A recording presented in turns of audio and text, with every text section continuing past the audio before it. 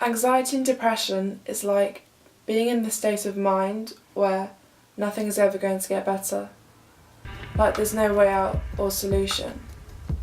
Tasks that would normally be seen as enjoyable become impossible. The world continues to spin around you, people walking past you not knowing what you're going through or unaware of the anxious thoughts going through your head.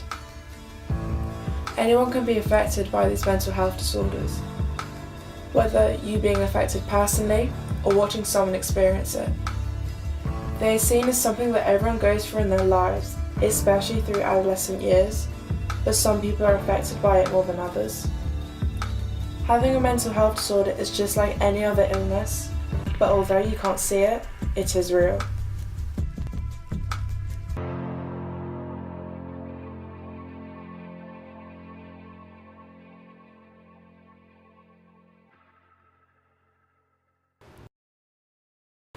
I would describe being a teenager. It's pretty stressful because you have to sort of balance school, but then at the same time you're expected to go and work. It's pretty cool in a lot of ways and not so much in others. It's fun because you get a lot of time to do what you want. You're expected to have adult responsibilities, but then you're still considered a child. You got a lot of freedom to do stuff. You're forced to be in social places like college or school where you meet a lot of cool people and you can do a lot of cool stuff. At college, I study Creative Media BTEC and French A-level. I study history. It's really, really dry. I don't like it. I enjoy the BTEC, but not so much the French because I'm fluent in it and it's just really repetition for me, so I don't really enjoy that.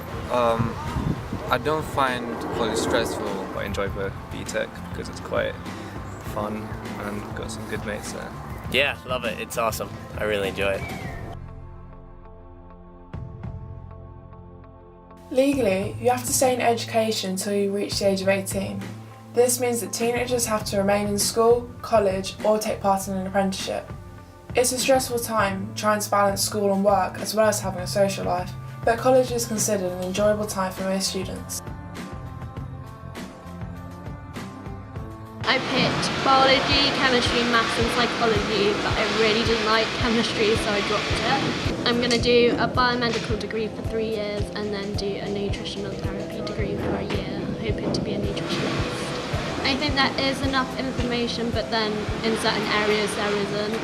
So advising whether you should take a gap year or what you should do and how you should do it. I think there is some, but you have to look for it. I work at Dorothy Perkins, which is really nice because you get to work on the tills and with the clothes and talk to people. I like to go horse riding sometimes, go out with my friends, go to work on Saturdays, and then at the moment, it is hard because you want money to buy clothes, but then you have to do some revision as well. I've never experienced bullying. Personally, I don't think I've ever experienced bullying beyond sort of banter with friends. It can be quite emotionally tolling on people and individuals, and it can lead to a lot of issues like anxiety, depression. Yeah, I've seen bullying before in my old high school, where one girl was bullied pretty much daily to the point where she couldn't come and sit in the canteen. She would go eat her food in the toilets, which is never cool. In my spare time, I like to do many things. I go out with my friends, or I just stay at home, play video games and just relax really. Play football and snowboard and skateboard.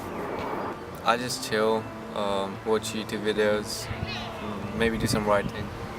From my knowledge, I don't think I've experienced anxiety, but depression a few times. I don't think I've ever experienced depression per se, but I think I've definitely experienced some anxiety. No, I haven't experienced any anxiety, but depression maybe. I don't really know the full terminology for it, but I've been sad on some occasions for certain things. I don't think I've experienced it majorly. I just think every so often, you wish you could look a bit better or something like that. I don't feel comfortable talking about my experience. people try to understand, but they don't fully understand like how big of a thing it is, anxiety and depression. I don't think the issue is not being able to find anyone to give you the help. I think it's more people, teenagers are too afraid to go and ask for help because they're kind of scared about what other people will say. Luckily, I do have a good set of friends, a couple of friends that I can talk to. Depends really, because on the subjects, I kind of keep myself closed. I don't really open up to people unless it's something that I feel like I can open up to them, but I like to keep myself to myself really. Around 25% of 13 to 18-year-olds suffer with an anxiety disorder, which often leads to other mental health disorders such as depression, which can lead to eating disorders and ADHD. Depression is a mental health disorder where someone has a low mood for long periods of time and losses of interest in activities that are normally enjoyable. A study shows that rates of mental health disorders have increased by 75% in the past 25 years, and that the proportion of 15 and 16-year-olds reporting that they are frequently feeling anxious or depressed has doubled in the last 30 years. I think when I'm anxious, it just feels like, I don't know, like shaky, I guess. I feel kind of shaky and just like worried about like stupid little things, I guess. What kind of things do I worry about? Everything. I worry about, I don't know, even just like talking to like different people that like I don't normally talk to. It's not even like I don't worry about it, but I don't have anything to say, and so I probably look like I'm worried about it because I don't say anything because I don't know what to say. And what else do I worry about? Like if it's something, I don't know, like if you sort of have to do something like in front of an audience or like something different that I've never done, then sometimes I do.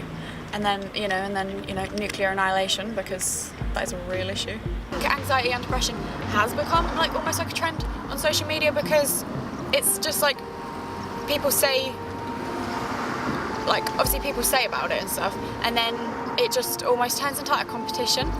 Like people say, oh well, I have this and that's worse than you, and like, oh well, you can't be like anxious or depressed because I'm more anxious or depressed, and like as if the fact that someone else is worse than you sort of like demeans everything like for you, and it's like I am more ill than you, and you wouldn't say that because like, can I say male cancer line?